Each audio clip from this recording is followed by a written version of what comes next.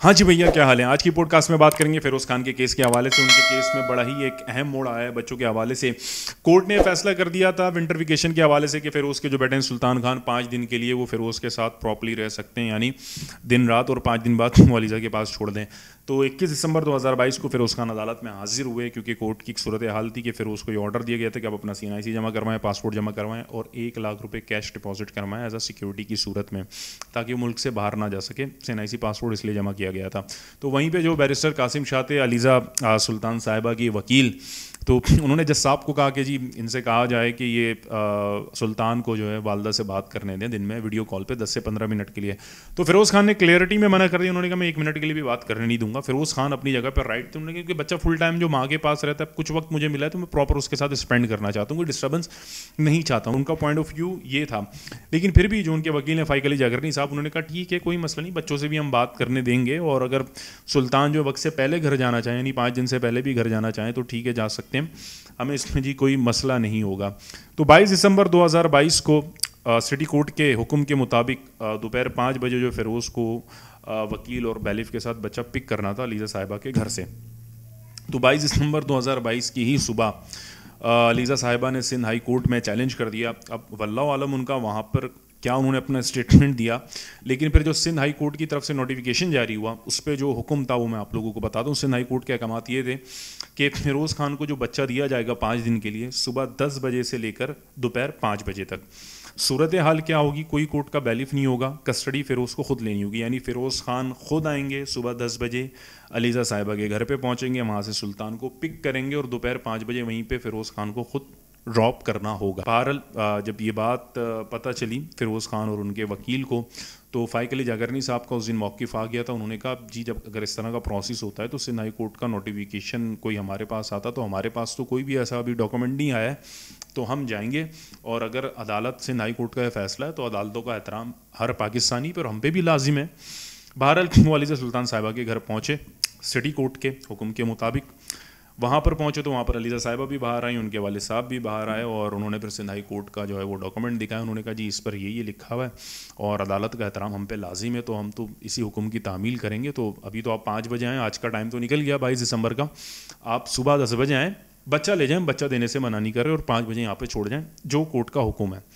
تو بہرحال انہوں نے اس ڈینائٹ آرڈر پہ جو ہے فائق علی جاگرنی صاحب نے سائن کیا. اب صورتحال پوری فیروز خان پہ ڈپینڈ تھی کہ کیا کرنا ہے انہیں، کہ اس طرح سے انہوں نے بچہ لینا ہے یا نہیں لینا.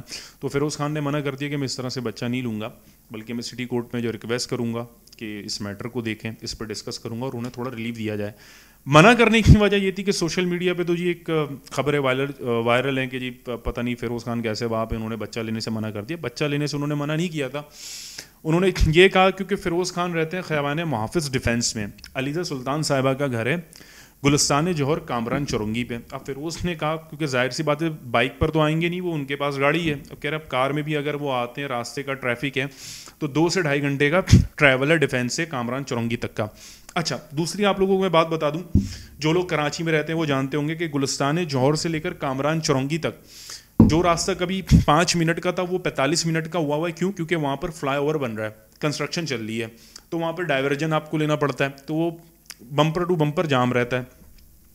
تو بہرحال یہ صورتحال انہوں نے بتائی کہ 2-2.5 گھنٹے کا ٹریول کروں، بچہ میرے پاس 1-1.5 گھنٹے رہے گا، 3-3:30 بجے میں پھر گھر سے نکل جاؤں کیونکہ فکس 5 بجے بچہ ڈراپ کرنا ہے. اس میں ہوتا ہے اگر 1-2 منٹ بھی آپ لیٹ ہو گئے تو کنٹیم آف کورٹ یعنی توہین عدالت آپ پہ لگ جاتا ہے کہ آپ نے کورٹ کے آرڈر کی جو ہے وہ جو انسلٹ کی، وائلیشن کی. تو بہرحال اس صورتحال میں انہوں نے کہا اس طرح سے تو میں بچہ رکھ ہی نہیں سکتا.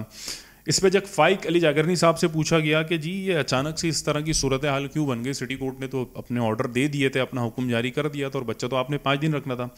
تو فائق علی جاگرنی صاحب نے اپنے یوٹیوب چینل پہ بھی ایک ویڈیو اس حوالے سے اپلوڈ کی ہے، اور ہمارے دوسرے جو کچھ رپورٹر ساتھی ہیں ان کو یہ انٹرویو بھی دیا ہے کہ دیکھیں جی آنسو چاہے مگر مچھ کے ہوں یا انسان کے ہوں، مرد کے ہوں، عورت کے ہوں، ماں کے ہوں، باپ کے ہوں، ان میں جی بڑی طاقت ہوتی ہے. تو جب سامنے والا بھی دیکھتا ہے تو فیصلہ اس حساب سے بھی کرتا ہے، جب فیصلہ ون سائیڈڈ ہو. اور دوسرا انہوں نے کہا جی کہ بچوں پہ وکالت اور سیاست مجھے نہیں آتی. انہوں نے کہا بھلے سے میں جتنا ہی تجربے کار وکیل ہوں، چاہے میں نے سندھ ہائی کورٹ میں کیسز لڑے ہوں، سپریم کورٹ میں لڑے ہوں، وہاں میں لڑتا ہوں، سٹی کورٹ میں لڑے ہوں، لیکن بچوں پہ وکالت جو ہے وہ مجھے نہیں آتی. مجھے ایک بہترین وکالت آتی ہے. یہی وجہ ہے کہ میں ہر وقت اپنے کیسز میں بیزی رہتا ہوں. اور فردر انہوں نے یہ کہا کہ جب یہ سندھ ہائی کورٹ میں چیلنج کرنے گئے تھے تو اکیلے گئے, وہاں پہ ان کا کیا موقف ہے واللہ عالم, ہمیں تو نہیں پتہ. تو ون سائیڈڈ فیصلہ ہو گیا. اگر ہمیں انٹیمیٹ ہوتا, کیونکہ اس پہ بیرسٹر شاید قاسم شاہ نے کہا تھا کہ اب فیصلہ ہو گیا ہے تو ٹھیک ہے, خوشی کی بات ہے, ہم مٹھائیاں کھلاتے ہیں, کچھ اس طرح سے بات تھی.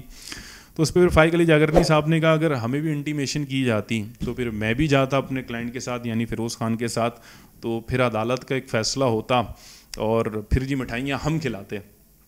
تو یہ صورت حال اب تک کی ہے. تو اب جو ہے اس حوالے سے اگلا جو فیصلہ ہوگا, اگلی کورٹ کی پروسیڈنگ جو ہیئرنگ ہوگی وہ جنوری کے دوسرے ہفتے میں ہوگی.